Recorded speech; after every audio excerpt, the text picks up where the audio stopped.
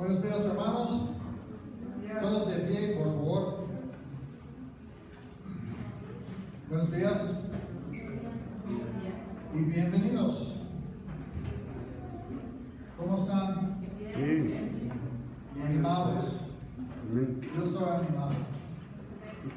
La verdad, hermanos, es que Carla y yo vemos la mano de Dios en algunas personas, en algunos matrimonios y en algunos ministerios aquí en la iglesia. Y eso nos confirma y nos anima que Dios sí está trabajando. Amén. ¿Te anima a ver a Dios trabajando? Amén. Sí, las respuestas a tus oraciones.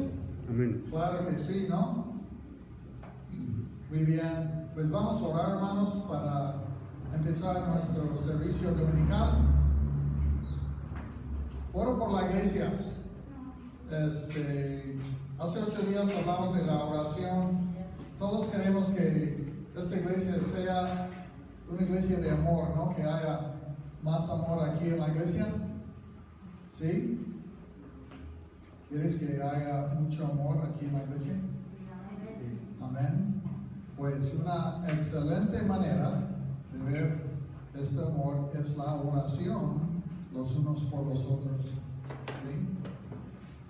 Muy bien. Pues vamos a orar. Hablando de la oración, vamos a orar, vamos a hablar con Dios. Entonces todos los ojos cerrados, cabezas inclinadas, y vamos a dirigirnos a Dios eterno, el único Dios viviente. Señor, te doy muchas gracias por el día de hoy, Señor. En el nombre de Cristo Jesús te pido que nos perdones de todos nuestros pecados, que seamos limpios y, Señor, útiles en tus manos. Gracias por las personas que van a estar enfrente, que las uses para tu honra y gloria, que sean herramientas muy útiles y puras en tus manos, por favor. Y gracias por todo, Señor, la ofrenda, la predicación. Te pido que bendigas a tu siervo y que hables por medio de tu palabra y medio de él. Y, Señor, también en la convivencia después, que sea de mucho agrado, por favor, Señor, y que sea una bendición.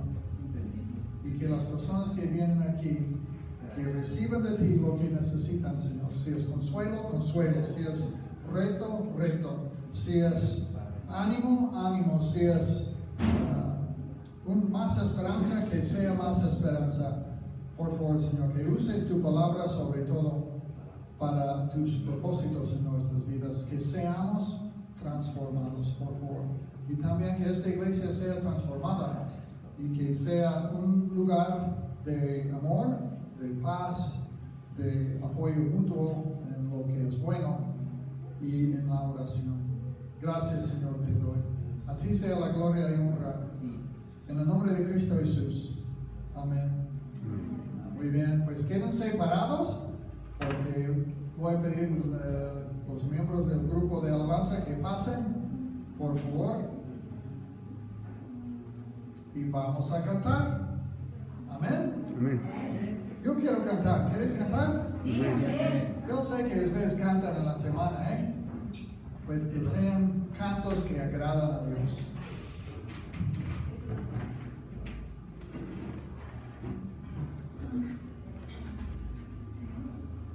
Buenos días, hermanos, todavía. Gracias a Dios porque estamos reunidos aquí. Y quiero que te dirijas ahí a Colosenses 3:16 antes de que entonemos estos himnos. Hoy vamos a entonar puros himnos. Quiero que te dirijas a Colosenses 3:16 para que veas que es parte también de la adoración al Señor, ¿verdad? Y refleja que la palabra está en nuestras vidas.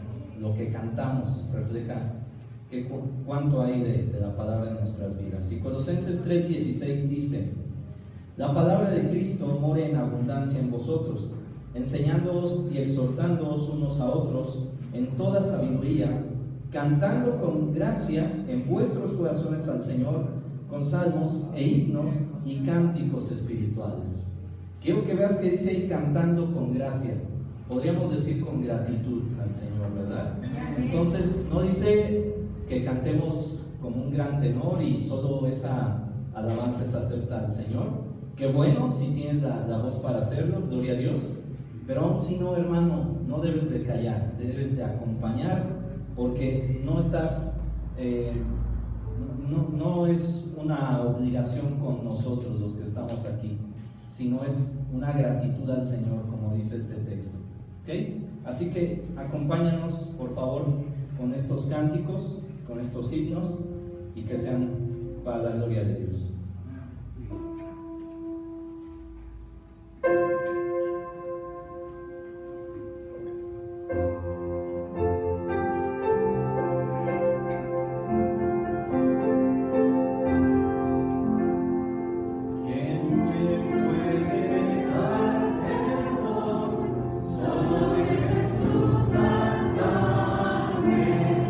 Y un nuevo corazón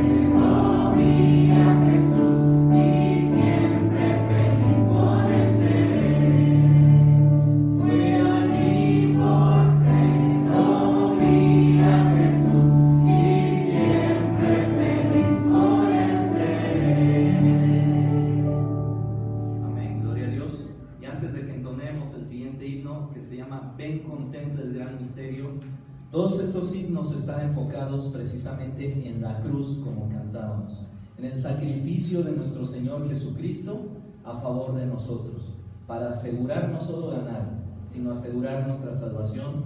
Y eso, como vas a escuchar y a entonar en este canto, es un gran misterio. Es algo que nuestra mente todavía no alcanza a entender, pero gloria a Dios por ese sacrificio del Señor. Entonemos este himno.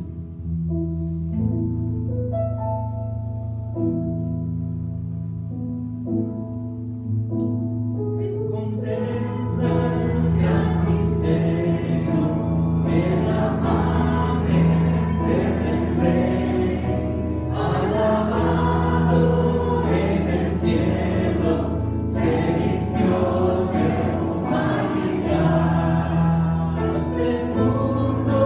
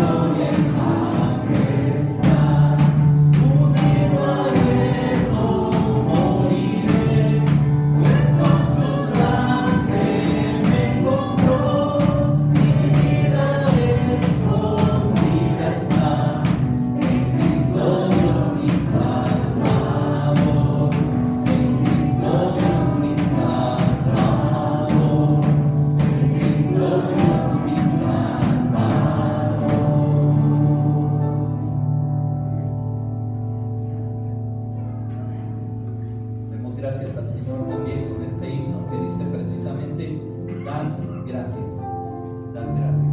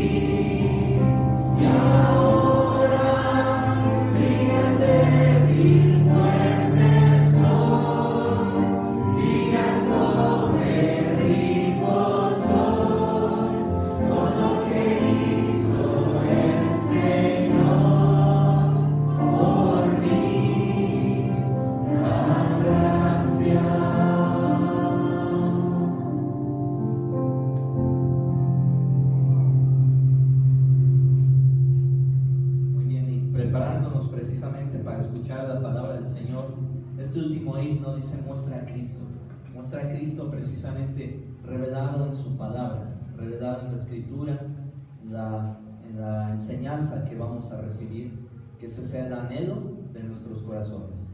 Vamos a entonar este himno, hermanos.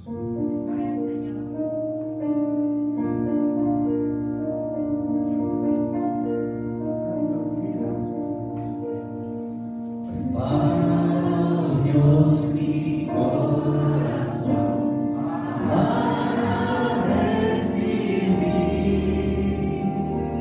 rompe el nudo suelo en mí, ayúdame a creer, tu palabra siempre en mí, su fruto haz crecer.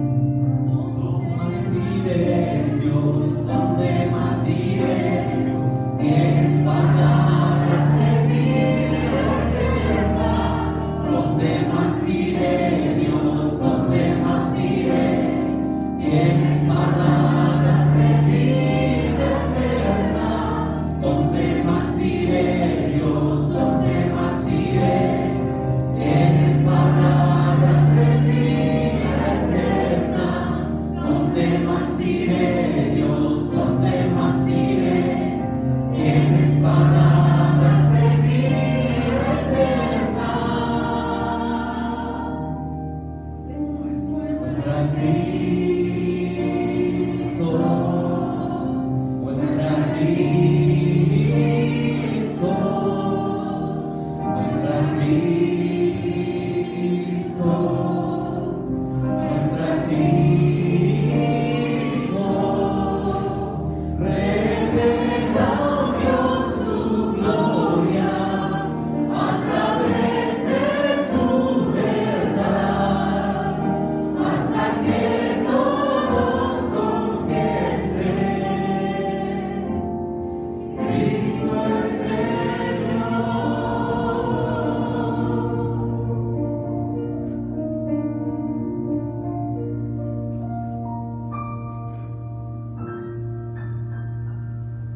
Amén. Gloria a Dios, mis hermanos. Pueden tomar sus lugares.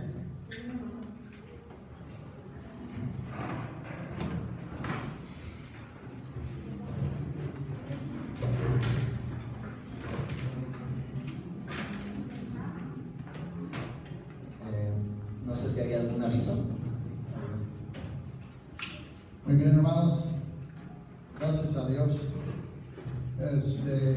Brevemente, antes de la predicación hay dos anuncios. Primero, bueno, hay varios.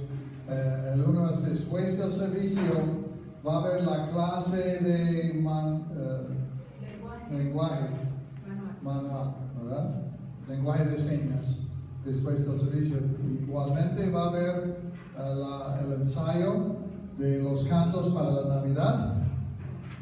Así que van a pasar aquí varios niños y van a practicar los cantos villancicos. Y pues ora por los jóvenes. Los jóvenes se van a reunir hasta el 9 de octubre, el sábado, a mediodía, ¿verdad?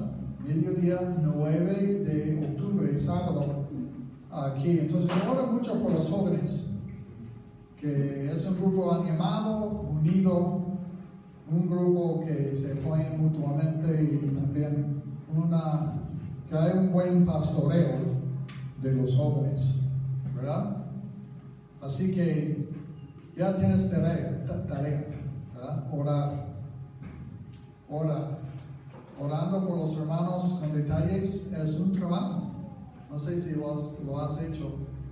A mí me cansa orar, pero es bueno, es excelente. Dios siempre da la fuerza necesaria.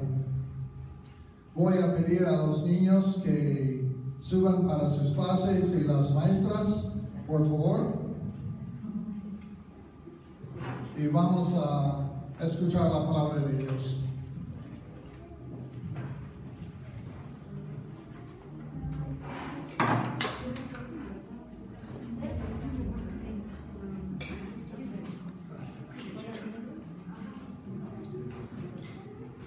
Gloria a Dios. Vamos a dejar que los pequeños suban a sus clases.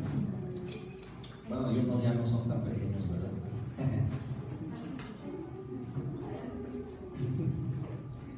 Mientras ellos suben, también, hermanos, recordarles del estudio de fundamentos de la fe todos los viernes. Se está proyectando allí la enseñanza a las 7 de la noche, entonces para que se puedan conectar, para que puedan estar ahí aprendiendo doctrina fundamental. Apenas el viernes pasado vimos acerca de la persona de Jesucristo, todo lo que implica, ¿verdad? Siendo 100% Dios, 100% hombre.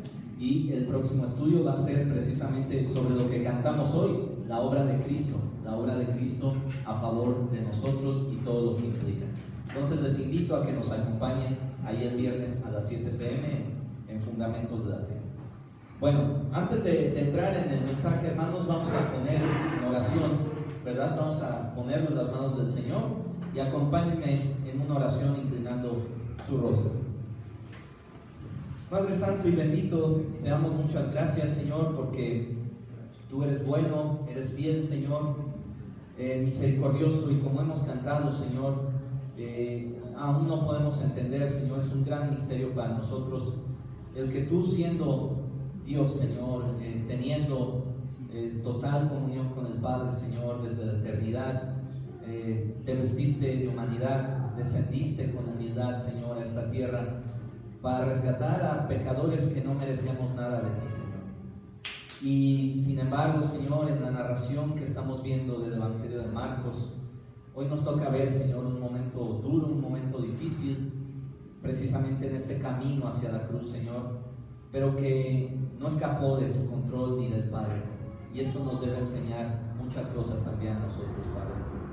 Te damos gracias, Señor, por tus bendiciones y te pedimos, Señor, como cantábamos, Señor, muéstranos a Cristo por medio de tu palabra. Revela tu gloria a través de tu verdad, Señor. Gracias, Señor, por tu palabra, en el nombre de Cristo Jesús. Amén. Te invito a que me acompañes. Vamos a continuar con nuestro estudio del Evangelio de Marcos, ahí en Marcos 14, 43. Marcos 14, 43. Y este pasaje que hoy nos toca estudiar, en muchas de sus Biblias puede tener el título ahí, Arresto de Jesús. Y como es un título muy normal o muy tradicional, pues no quisimos cambiarlo ahí, ¿verdad? Y nos dice la palabra de Dios, versículo 43. Luego, hablando él aún, vino Judas, que era uno de los 12, y con él mucha gente con espadas y palos, de parte de los principales sacerdotes y de los escribas y de los ancianos. Y el que le entregaba les había dado señal diciendo: al que yo besare, ese es, prendedle y llevadle con seguridad.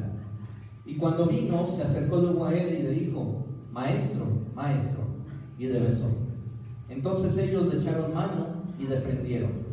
Pero uno de los que estaban allí, sacando la espada, hirió al siervo del sumo sacerdote, cortándole la oreja. Y respondiendo Jesús les dijo: como contra un ladrón habéis salido con espadas y con palos para prenderme. Cada día estaba con vosotros enseñando en el templo, y no me prendisteis. Pero es así para que se cumplan las Escrituras. Entonces todos los discípulos, dejándole, huyeron. Pero cierto joven le seguía, cubierto el cuerpo con una sábana, y le prendieron. Mas él, dejando la sábana, huyó desnudo. En este pasaje, ¿verdad? Y de hecho en esta sección que estamos viendo, ¿verdad? Desde la oración en Getsemaní, la angustia, la agonía en el Getsemaní, se resalta una de las doctrinas más importantes, más relevantes para nosotros como creyentes, que es la soberanía de Dios y su unión o su funcionamiento junto con precisamente la voluntad de Dios. La soberanía de Dios es una de las doctrinas más odiadas por el mundo, por los incrédulos. Y eso es algo obvio, hermanos. ¿Por qué? Porque es totalmente normal, pues ellos aborrecen la idea de un Dios totalmente santo y a la vez soberano. Es decir, alguien que tenga el derecho de determinar cómo el ser humano debe vivir, alineado, ajustado a sus mandamientos y con la potestad, ¿verdad? Con el derecho y el poder de exigir que todo ser humano se someta a su voluntad.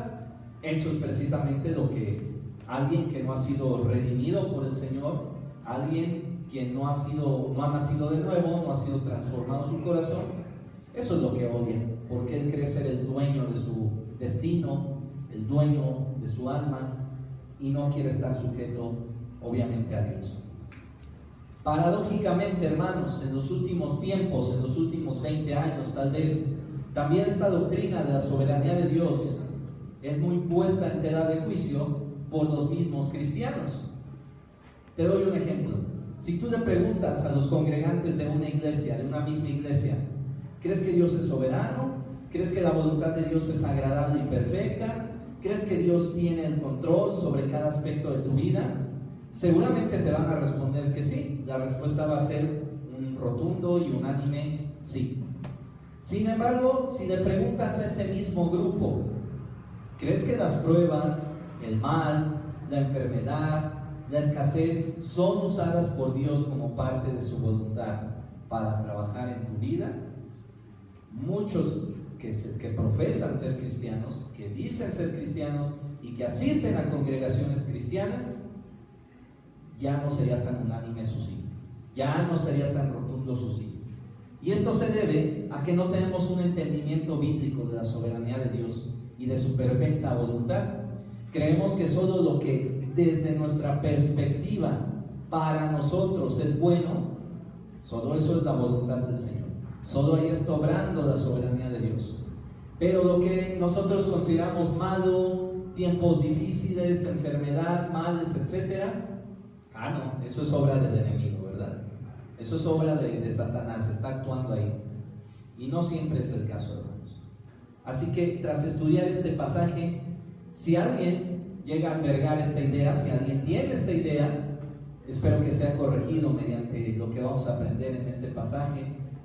Porque en este pasaje Marcos nos muestra dos aspectos en la traición y arresto de Jesús que resaltan la soberanía de Dios sobre todo evento. Y así nosotros vamos a aprender estos dos aspectos en la traición y arresto de Jesús que resaltan la soberanía de Dios sobre todo evento y que deben motivarnos a confiar y obedecer su voluntad totalmente en cualquier situación. Esa es la aplicación para nosotros. El conocer estos aspectos debe motivarnos a confiar y obedecer su voluntad totalmente en cualquier situación. Entonces ya hemos leído todo el pasaje. Para iniciar, ¿verdad? Quiero recordarte, hermano, lo que vimos la semana pasada. El Señor Jesús había pasado algunas horas, ¿verdad? O varias horas, ya entrada la madrugada, la medianoche, iniciando el viernes, desde nuestra perspectiva, ¿verdad?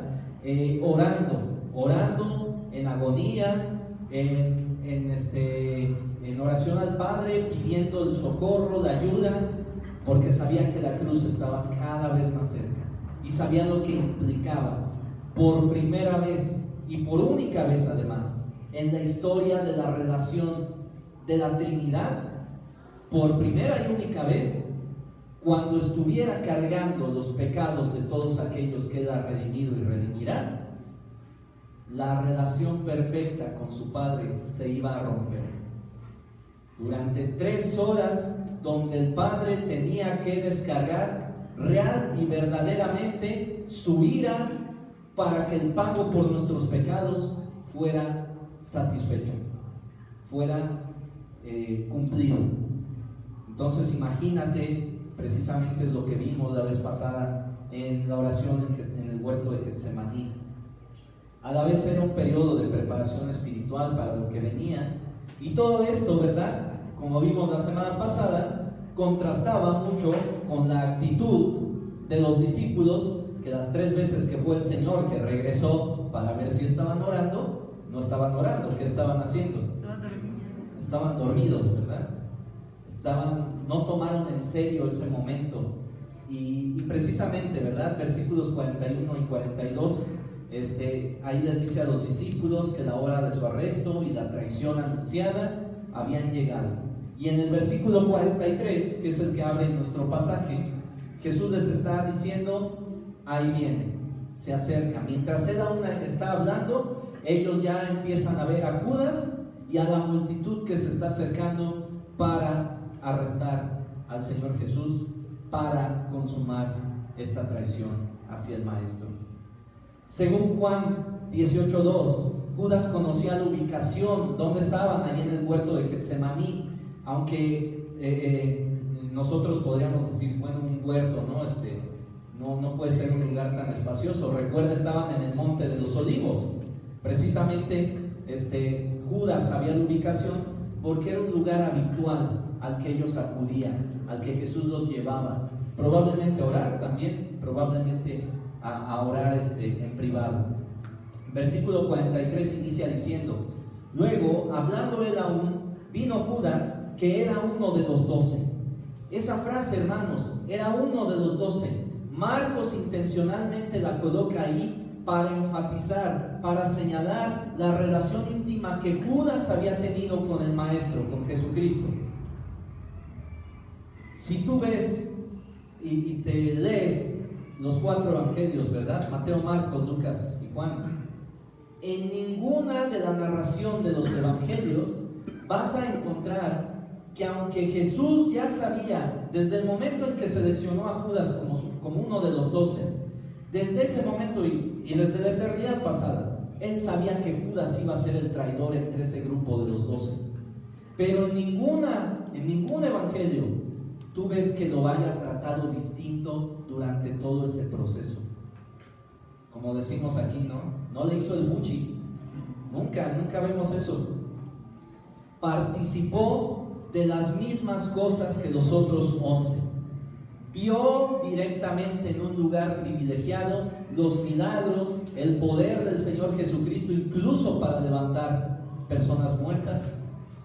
Incluso cuando Él los envió a los 70, dice por ahí la narración de los evangelios, precisamente para evangelizar, pero en ese proceso echaron fuera demonios, y es cuando llegan después muy alegres diciéndole: Señor, echamos fuera demonios, y se nos sometían y demás, ¿no? Que le cuentan eso. Judas probablemente también participó de eso, y aún con toda esa evidencia de que Jesús era el Mesías, era el Cristo, era aquel Cordero de Dios que iba a cumplir las profecías del Antiguo Testamento para redimir a Israel y al mundo, decidió voluntariamente traicionarle, darle la espalda por 30 piezas de plata. Entonces, al enfatizar esto, Marcos lo que nos quiere enfatizar también, lo que nos quiere señalar, es la gravedad y la vileza de los actos de Judas, los actos de traición de Judas contra el Señor. Seguimos en versículo 43 y nos dice: luego, hablando él aún, vino Judas, que era uno de los 12, y con él mucha gente con espadas y palos de parte de los principales sacerdotes y de los escribas y de los ancianos. Judas no iba solo, entonces. Nos habla de mucha gente con espadas y palos. Eso es lo que nos dice el texto. En Juan 18:3 dice que era una compañía de soldados y alguaciles de los principales sacerdotes. Así que los encargados de arrestar a Jesús no eran ahí una turba, una muchedumbre cualquiera, acarreados de parte de los escribas y de los fariseos para arrestar a Jesús. Eran personas preparadas y listas para un arresto por la fuerza. Eran militares y eran guardias del templo también, preparados y armados para un arresto por la fuerza. Una compañía romana, podemos decir, según lo que los datos históricos nos revelan, tenía entre 600 a 1000 soldados. Sin embargo, algunos comentaristas creen que se enviaron menos soldados en esta ocasión, 200, que de todos modos es una cifra considerable, y obviamente esto junto con los guardias del templo, que también cuentan en esta multitud. Ella estaba bien entrenada, bien armada, como ya hemos dicho, para cualquier posible resistencia que hubiera en el arresto del Señor Jesús. Según Juan 18:3, también llevaban antorchas y linternas. Los soldados romanos, en este caso cuando se refiere a las espadas, ¿verdad?, llevaban espadas cortas, espadas pequeñas, similares a dagas, a puñales de doble filo, lo que ellos le llamaban mahaira en el griego. Entonces, espadas pequeñas, básicamente, espadas para pelear cuerpo a cuerpo, ¿ok? Y los guardias del templo dice que llevaban palos. Esto se refiere probablemente a una especie de garrotes o macanas, como nosotros las vemos en algunos vigilantes de los centros comerciales, del metro, por ahí. Eran esa especie de palos, todo listo, ¿verdad?, para si fuera necesario someter por la fuerza tanto a Jesús como a sus discípulos. Entonces vemos que iban, como decimos, armados hasta los dientes, ¿no? Iban bien preparados. Pero detrás de esta movilización, detrás de esa muchedumbre bien preparada, Marcos nos describe que estaban ciertas personas, los principales sacerdotes, quienes conformaban el Sanedrín o la Corte Suprema de los judíos, los ancianos también, quienes se piensa que eran terratenientes, personas muy ricas, y ambos tenían una orientación o una inclinación hacia la doctrina de los saduceos. Vamos a dejar a ver si pasa un poquito rápido. no subir tanto la voz.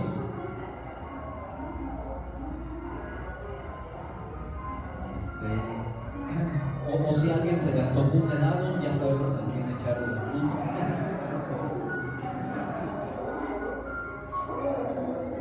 Ok.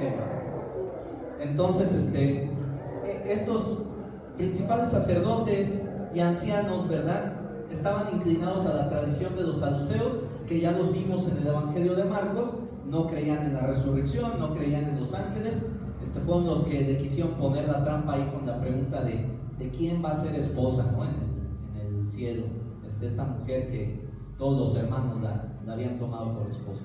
Bueno, y estaban, por otra parte, en el tercer grupo, los escribas, que eran intérpretes oficiales de la ley, ya lo hemos mencionado varias veces, y que se apegaban más a la tradición de los fariseos, aquellos que habían puesto muchos ritos, muchas reglas extra a lo que decía en realidad la ley de Moisés. Bueno, así que normalmente, también como ya lo vimos al menos en 2 ocasiones, estos grupos no se llevaban bien, eran enemigos, pero en esta ocasión se unieron precisamente para derrotar a un enemigo en común que amenazaba su poder y el control sobre el pueblo, sobre los judíos.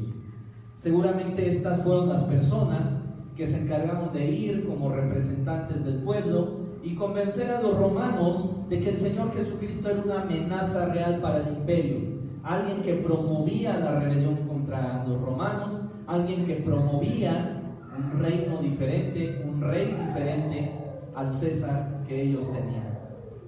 Y así lograron conseguir ayuda para arrestarlo y para posteriormente pedir su ejecución, ya que los judíos, debes de saber que no podían dictar sentencia de muerte, solo con autorización de los romanos, y solo los romanos podían matar a alguien. Pasemos al versículo 44, que nos dice: y el que le entregaba les había dado señal diciendo: al que yo besare, ese es, prendedle y llevadle con seguridad. Judas había acordado una señal inequívoca, sin error, sin lugar a error, ¿verdad?, que era un beso. Un beso en este tipo de culturas del Medio Oriente significaba lo contrario a lo que Judas iba a dar ahora a entender. Un beso significaba honor, respeto, una amistad íntima, el reconocer una comunión íntima con la persona a la que se le daba el beso en la mejilla. Sin embargo, este símbolo que era relacionado con esto en estas culturas, ahora sería utilizado como la señal de la más perversa traición en la historia de la humanidad. Judas acordó esta señal con los líderes judíos. Versículo 45 nos dice: y cuando vino, se acercó luego a él y le dijo: maestro, maestro, y le besó.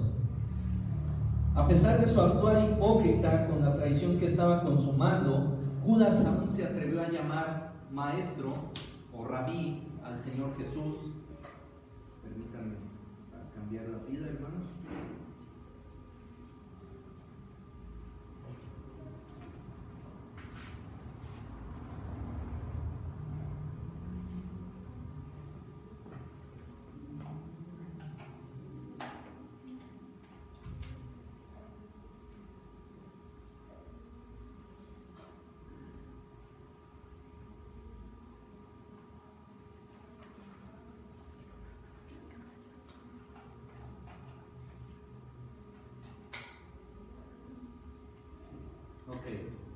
Creo que ya está. Muy bien. Entonces, a pesar de esto, Judas se atreve a llamarle maestro al Señor Jesús, a pesar de que toda la intención con la que iba, pues, era de consumar la traición que un tiempo atrás había estado planeando más bien con estas personas. Entonces, ¿verdad? Fue entonces cuando lo besa en la mejilla. Es entonces cuando le da este beso. Pero es curioso, hermanos, en el verbo griego que es usado aquí, ¿verdad?, hay una preposición. Casi siempre en el griego, cuando nosotros usamos una preposición en acompañando un verbo, es para enfatizar, para hacer más fuerte la acción de este verbo. Entonces, lo que provoca aquí precisamente es que se muestre una intensidad mayor en la acción, implica continuidad y también un fervor en el beso que Judas le estaba dando al Señor Jesús. Esto quiere decir que Judas prolongó ese beso el tiempo suficiente para que no hubiera duda para los soldados, para los que iban a arrestar a Jesús, de a quién debían tomar preso por la fuerza, a quién debían de atar y llevar preso. Recuerda, estamos en un lugar a las afueras de la ciudad. Ya dijimos que aunque llevaban antorchas y linternas, ¿verdad? Estamos en un monte. Si tú has pasado la noche acampando en un bosque, en un monte, algo parecido, sabrás que aunque lleves tu lámpara de 1000 watts o algo así, te ilumina cierta área, pero lo demás es oscuridad total, ¿verdad? Entonces, para que no hubiera error en a quién arrestaban, en identificar a Jesús, Judas hace este beso más enfático, digámoslo así. Versículo 46 dice: entonces le echaron mano y le prendieron. Por supuesto que esto no tomaba por sorpresa al Señor Jesús. Él ya había hablado acerca de esta traición en Marcos 14:20, durante la cena en el aposento alto, cuando Judas todavía estaba presente. Al ser arrestado, Jesús no se resistió, no mostró desesperación, angustia, no intentó escaparse por la fuerza, ni ordenó a sus discípulos que atacaran para que él pudiera huir. Él sabía lo que estaba ocurriendo. Él confiaba en la voluntad perfecta de su Padre acerca de lo que se estaba cumpliendo, y que tendría, además confiaba en que tendría el cuidado providencial de su Padre durante todo lo que se avecinaba. Esta es la misma confianza que nosotros debemos mostrar en Dios. No solo los momentos buenos forman parte de la voluntad de Dios para nuestras vidas. Hay muchos momentos difíciles, en muchos aspectos que tú puedes recordar o mencionar, económicamente, en cuestiones de salud, en las relaciones que tenemos con nuestros hijos, con nuestra esposa, en los matrimonios, con los amigos, con otros hermanos inclusive. Siempre hay situaciones difíciles, pero todo eso es parte también, no debes dudar de que sea parte de la voluntad del Señor para trabajar en tu propia vida. Somos muy buenos. Ayer oía a un pastor una conferencia para las mujeres. Somos muy buenos en identificar claramente el pecado en los otros. Este hermano está fallando en esto. Aquí mis hermanos no cumplen esto. Aquel no me saludó. Pero no somos tan estrictos y tan rápidos para actuar en nuestra propia vida, ¿verdad? Entonces, seamos como el Señor Jesucristo. Confiemos en la soberanía de Dios. Confiemos en la voluntad del Padre. Que todo lo que pasa alrededor, incluso esta pandemia, no le tomó por sorpresa al Señor. Él la planeó, Él la diseñó para cumplir sus propósitos, tanto en su iglesia como en el mundo. Entonces, todo está en las manos del Señor. Y yo les comentaba a mis hermanos Miguel y mi hermano Choc, yo ya anhelo el día en que nos podamos quitar el cubrebocas, que ya no tengamos que estarnos adivinando los gestos y demás, ¿no? Pero bueno, eso es lo que yo anhelo. Yo quisiera que fuera ya, pero hay que descansar en la voluntad del Señor. Él sabe cuándo vamos a poder hacerlo, pero oremos que sea pronto. Únanse a mi oración que sea pronto. Ahora, por el otro lado, Judas representa todo lo contrario, hermanos. El que, a pesar de físicamente convivir con Jesucristo, con el Mesías, con Dios mismo, rechazó toda esa evidencia y decidió traicionarlo, y decidió que esa voluntad del Padre, ¿verdad?, de haber sido seleccionado, eso no era para él. Judas ya no va a ser mencionado en la narración de Marcos, pero el Evangelio de Mateo nos dice que después, ¿verdad?, regresó las 30 piezas de plata. Y en Hechos 1 nos narra el intento de su suicidio ahorcándose. Sin embargo, no murió ahorcado. La cuerda se rompió y su cuerpo acabó reventándose en las rocas. Esa fue la forma en que murió Judas, después de que el remordimiento por haber traicionado al Señor lo alcanzó. Y sin embargo, aunque tuvo ese remordimiento, fíjate cómo no se arrepintió. No se arrepintió. Creo que ahí estaba la última posibilidad, la última oportunidad que Dios le estaba dando de arrepentirse. Porque, ¿sabes? Pedro hizo lo mismo. Pedro traicionó de igual manera al Señor Jesús, negándolo 3 veces. Pero ¿qué hizo Pedro? Se arrepintió y volvió. Judas no. Judas se suicidó, se mató cobardemente, y lo peor es que eso solo le llevó de inmediato al sufrimiento eterno. Él representa a todos aquellos que han tenido el privilegio, como dice ahí Hebreos, de ser iluminados por el Evangelio, de tener contacto con la Escritura, con el mensaje de salvación, pero que al final dicen: no quiero, no me interesa. Que incluso hay personas que han venido por años a una iglesia y al final tú los ves, se van al mundo, apostatan de la fe. Ya hemos visto que en realidad no eran creyentes. Al apostatar dan una evidencia de que no eran creyentes. Simplemente se camuflajearon dentro de nosotros, como dice Juan, ¿verdad? No eran de nosotros, salieron de nosotros para evidenciar que no eran de nosotros. Judas representa a todos aquellos que son así, que básicamente rechazan la obra y la gracia de Jesucristo y acaban en la condenación eterna, habiendo tenido el privilegio de oír el mensaje de salvación. Versículo 47, nos aproximamos al clímax de nuestro pasaje. Versículo 47 dice: pero uno de los que estaban allí sacando la espada hirió al siervo del sumo sacerdote cortándole la oreja. Un nuevo personaje, si te das cuenta, Marcos nos ha estado presentando a los personajes, los va introduciendo, y un nuevo personaje se une a la escena de la narración de Marcos, mostrando otro tipo de reacción. Hasta ahora hemos visto la hostilidad de la multitud armada para arrestar a Jesús, la traición hipócrita de Judas a su maestro, y ahora observamos la reacción impulsiva de uno de sus discípulos. Aunque la reacción de este discípulo, ¿verdad?, seguramente que es identificado, ahorita vamos a ver dónde, como Pedro, probablemente él reflejaba la intención de todos, de en ese momento desenvainar sus espadas y atacar. Sin embargo, ¿verdad?, viendo arrestado a su maestro, viendo arrestado a Jesús, de hecho Lucas 22:49 nos dice que los demás le preguntaron: ¿sacamos las espadas? Le preguntaron a Jesús, nos damos un entre, ¿verdad?, aquí de una vez.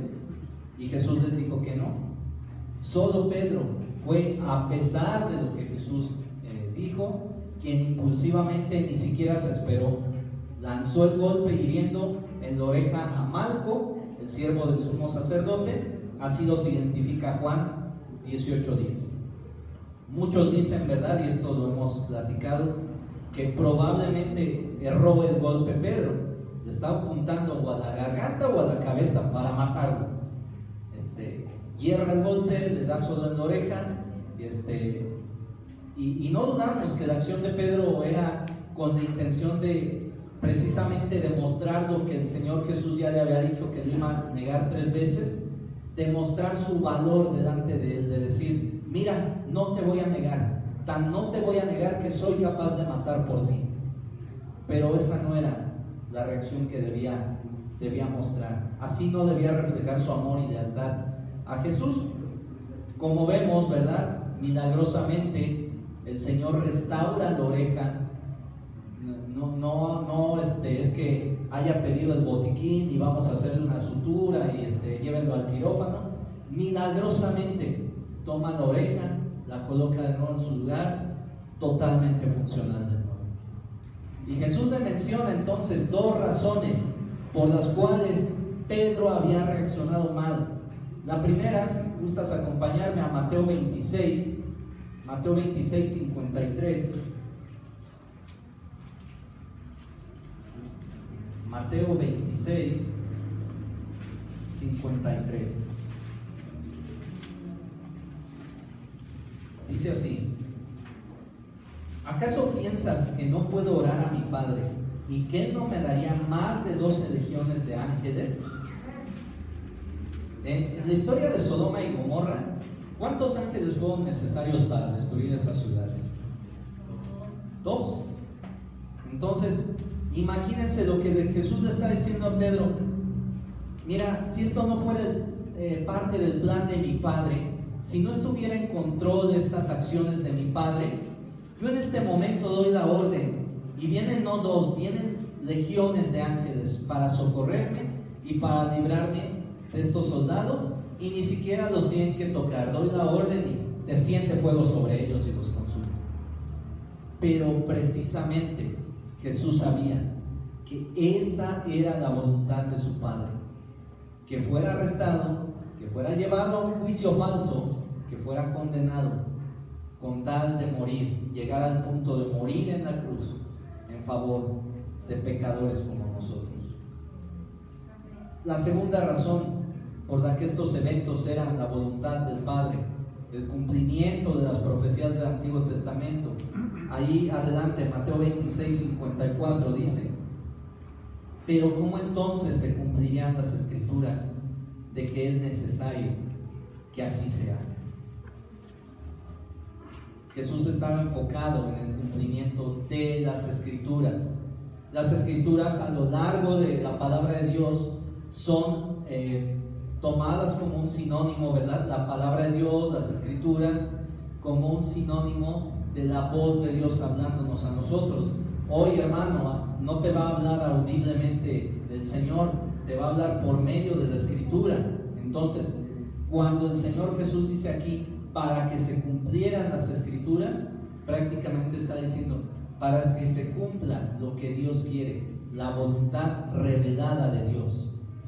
Entonces, era necesario que fuera así.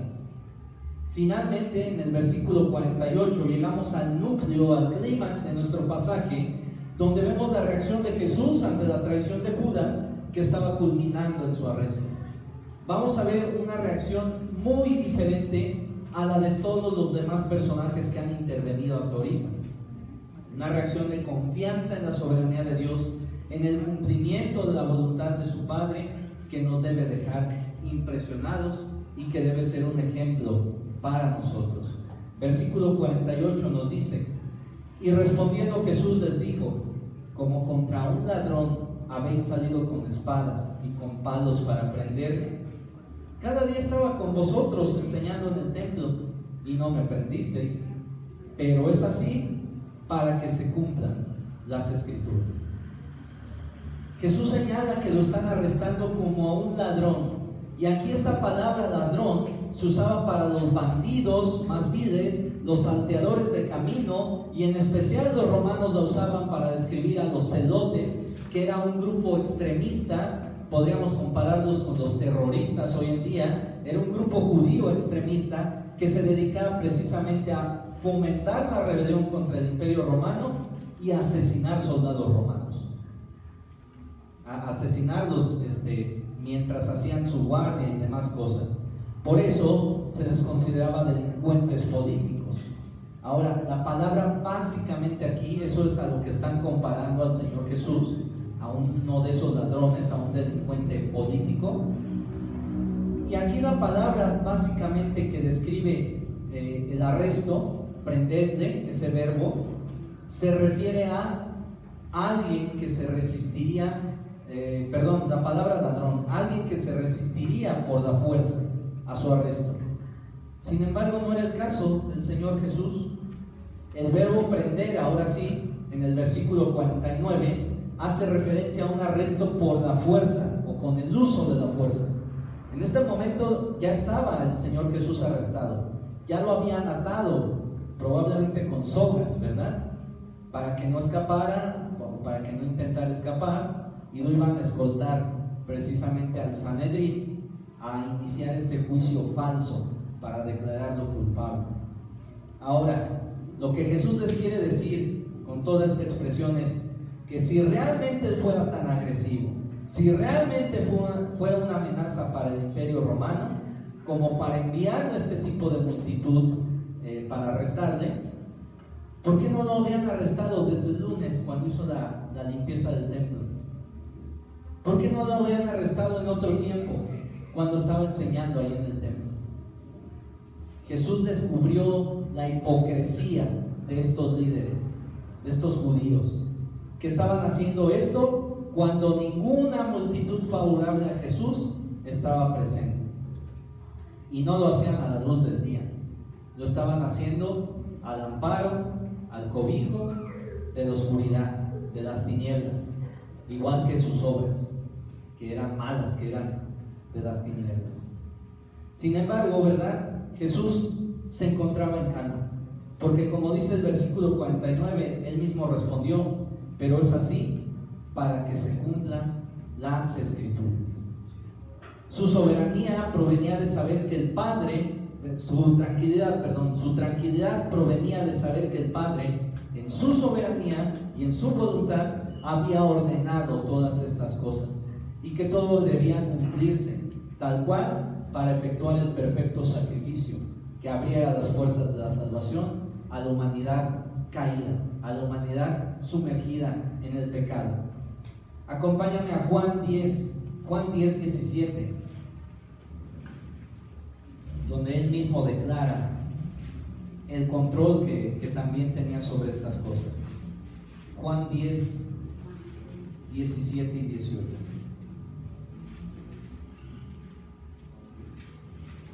Dice así: por eso me ama el Padre, porque yo pongo mi vida para volverla a tomar. Nadie me la quita, sino que yo mismo la pongo. Tengo poder para ponerla y tengo poder para volverla a tomar. Este mandamiento recibí de mi Padre. El mismo Señor Jesús está diciendo: a mí nadie me está obligando a ir a la cruz. Yo pongo mi vida y tengo el poder para volverla a tomar, y lo hago porque estoy cumpliendo la voluntad de mi Padre. Un comentarista nos dice al respecto: incluso en su muerte, todo lo que hizo Jesús estaba bajo el control y en perfecto acuerdo con la voluntad del Padre. Fin de la cita. De manera, hermanos, que por eso, en el ejemplo que te daba al principio, de que no todos contestarían de igual forma cuando les haces la pregunta de que crees si que el mal, la enfermedad, las dificultades son usadas soberanamente por Dios para trabajar en tu vida. No muchos, lamentablemente, aún dentro de una iglesia, contestan sí. Pero vemos que en la peor situación, hacia lo peor que se podía dirigir el Señor Jesús, Él no tomó la actitud que algunos dicen rechazo, ¿verdad? Por ahí algunas sectas, decreto que no me va a tocar ese mal, esa peste, y demás cosas. Pero también muchas veces, ¿verdad?, al no comprender bíblicamente la soberanía de Dios precisamente en nuestra salvación, llegamos a decir frases que no van acorde con la Escritura, como Dios es un caballero, Él no va a obligarte a aceptarle. O aquellos que piensan que incluso la salvación se llega a perder, peor aún. La realidad, ¿verdad? Yo he llegado a la conclusión de que tal vez no han visto lo que dice Romanos 8:30, que dice: y a los que predestinó, a estos también llamó, y a los que llamó, a estos también justificó, y a los que justificó, a estos también glorificó.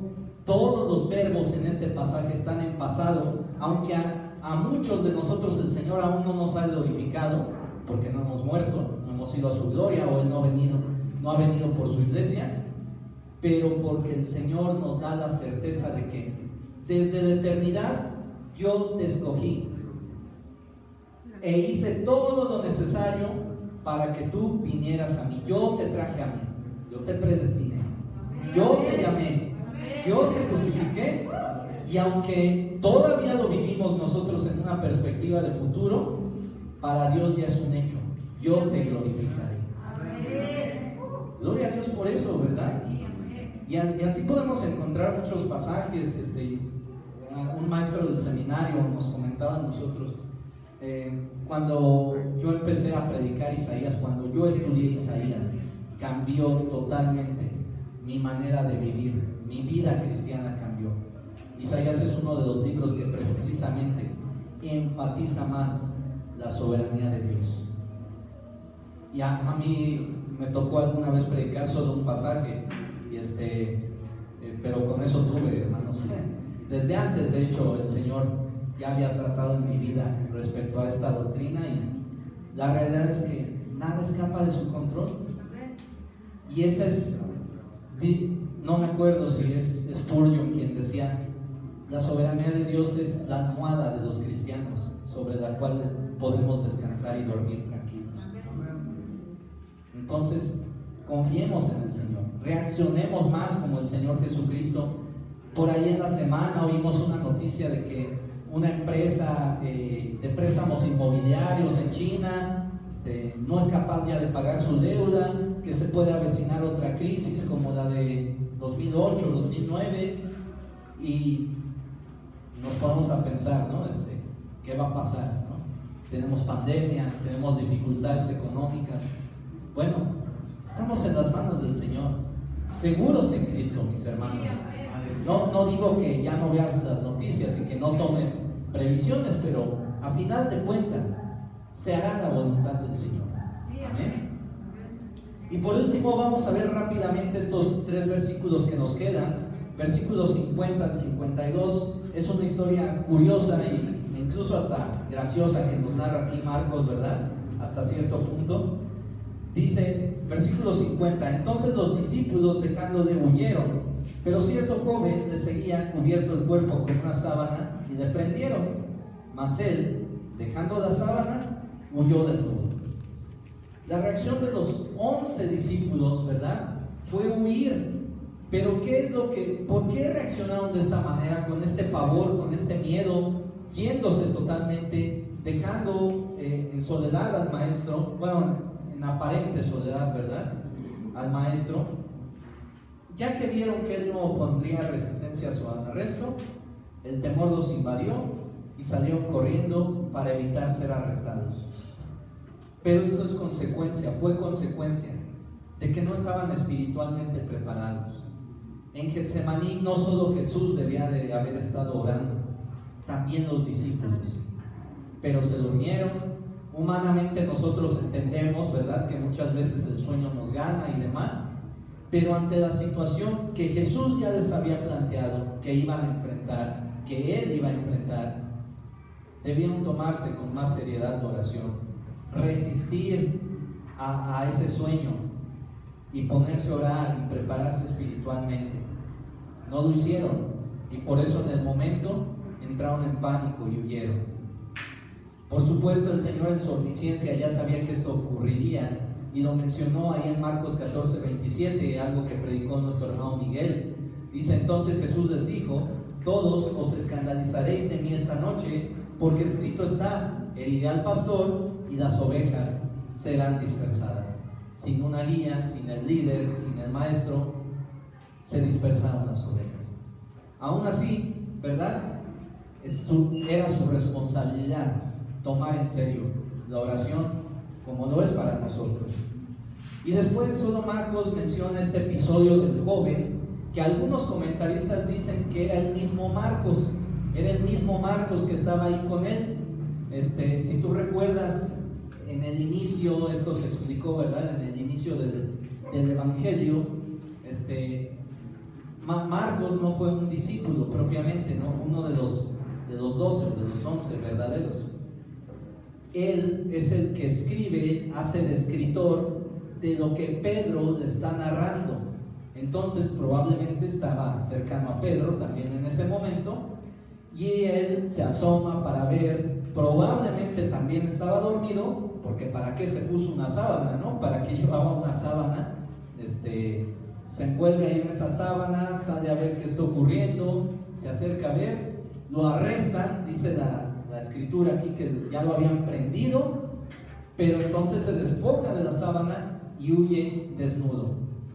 Hay ahí una situación que no se sabe si totalmente desnudo o se refiere a que huyó en ropas interiores, pero como sea, huyó sin ninguna más otra cosa.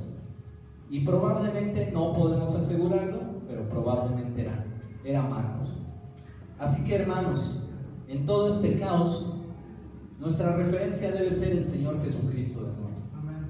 Él ya arrestado, no se resistió, sabía que las siguientes horas y eventos le conducirían a la cruz y con valentía enfrentó su destino. Afirmado por el Padre para cumplir el propósito de su venida, ser el sacrificio perfecto, el único sustituto aceptable para cumplir con el pago total por el pecado, por nuestros pecados. Y también un comentario nos dice al respecto: el Señor Jesús fue de manera voluntaria, motivado por amor obediente a su Padre y por amor salvador a sus redimidos, y por la búsqueda constante de su propia gloria. Fin de la cita. Viendo el ejemplo de nuestro Señor, debemos despojarnos entonces de toda duda e incredulidad, por difícil que sean las circunstancias que estemos viviendo. Las circunstancias que nos rodean o que estamos viviendo no deben determinar cuánta confianza ponemos en la voluntad de Dios o cuánto aceptamos la voluntad y la soberanía de Dios. Eso no debe movernos de nuestra confianza en el Señor. Más bien, ¿verdad? Debemos confiar totalmente en Dios, obedecer su voluntad tal como lo hizo el Señor Jesucristo. Debemos creer y confiar en que nuestro Dios es soberano, en que Él tiene el control de todas las circunstancias que nos pasan. Él está reinando en su trono y a la vez dirigiendo los sucesos de nuestra vida para su gloria y para nuestro perfeccionamiento como hijos suyos. Entonces, la única razón por la que estamos aquí todavía, aunque el Señor ya nos redimió, es precisamente para evangelizar y para seguir siendo perfeccionados en nuestra vida como cristianos, en nuestra madurez como cristianos. De lo contrario, ya todos estuviéramos en la gloria, ¿verdad? Nada escapa del control del Señor. De hecho, Lucas 2, 6 al 7 nos dice un ejemplo muy potenciado, podríamos decir, muy exagerado que pone el Señor, pero real. Lucas 12, 6 y 7. ¿No se venden 5 pajarillos por 2 cuartos? Con todo, ninguno de ellos está olvidado delante de Dios. Pues aún los cabellos de vuestra cabeza están todos contados. No temáis, pues, más valéis vosotros que muchos pajarillos. Gloria a Dios por eso. Eso nos debe de llenar de confianza y de seguridad. Y como dijimos al principio, todos enfrentamos algún tipo de prueba, algún tipo de circunstancia adversa en estos momentos, económica, de salud, tal vez incluso tentaciones, ¿verdad?, que vienen constantemente a nuestra vida, o un pecado con el que seguimos batallando. Y lo que el Señor quiere es que entendamos y confiemos plenamente en su soberanía y que esos temores desaparezcan debido a esas circunstancias. Y entonces podamos actuar como Jesús, confiando y sometiéndonos a la voluntad de Dios. Quiero cerrar con 3 consejos para ti, hermano. 3 consejos más prácticos todavía para tu vida.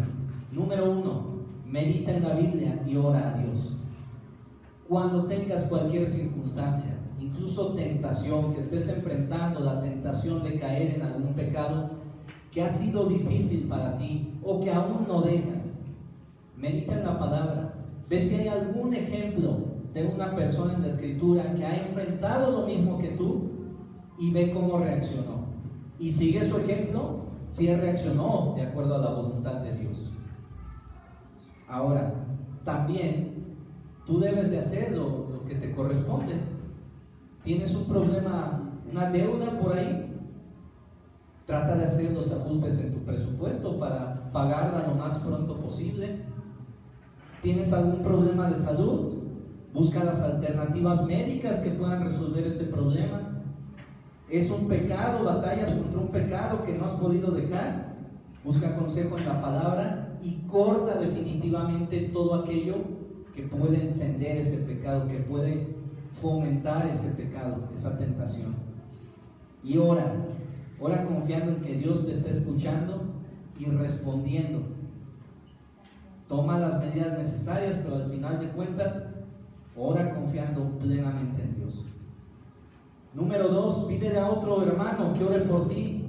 Tal vez tu dificultad, tu situación, no quieres que se entere toda la congregación, está bien, pero busca a alguien en quien tú tengas confianza, alguien maduro en la fe, y dile: hermano, ora por esta situación que estoy viviendo. Ora por mí, por favor. Y número 3, confía y descansa en Dios. Cuando ya hemos hecho lo anterior, nos queda esperar pacientemente en el Señor. Si tú ya llevaste, por ejemplo, tu currículum o ya tuviste varias entrevistas para conseguir algún trabajo, espera en el Señor, en que Él abrirá las puertas en algún lugar. Si ya iniciaste tus estudios médicos para tratarte alguna enfermedad, espera a que Él obre y te den la cita o te den los análisis que necesitas para iniciar. Si estás batallando contra algún pecado habitual en tu vida, confía en que Dios no te está dando más allá de lo que tú puedes resistir. Puedes vencer esa tentación porque tienes al Espíritu Santo en tu vida y a su palabra como aliados. Y descansa en que el Señor te va a dar, ¿verdad?, su fortaleza, no la tuya, sino su fortaleza para vencer esa tentación y en algunos casos, y eso implica huir de esa tentación. Así que confiemos en el Señor, hermanos, y dejemos nuestras cargas sobre Él, porque como dice la palabra, Él tiene cuidado de nosotros. Oremos, hermanos. Padre Santo, te damos muchas gracias, Señor, por esta escritura, donde vemos, Señor, muchas personas, muchos personajes en total caos, con reacciones diversas, pero sobre todo te vemos a ti, firme en la voluntad de tu Padre, yendo en un paso más hacia la cruz para darnos salvación. Y eso es lo que nos debe quedar, Señor, más que nada en este pasaje. Tu actitud, tu ejemplo para nuestras vidas, Señor, de confiar y obedecer totalmente tu palabra, tu voluntad y confiar en tu soberanía, Señor. Te damos gracias por ello y te rogamos, Señor, que esto lo podamos aplicar a nuestras vidas y que sea de bendición y de descanso para nuestras almas, Señor. En el nombre de tu Hijo amado Cristo Jesús lo ponemos. Amén. Dios les bendiga, hermanos.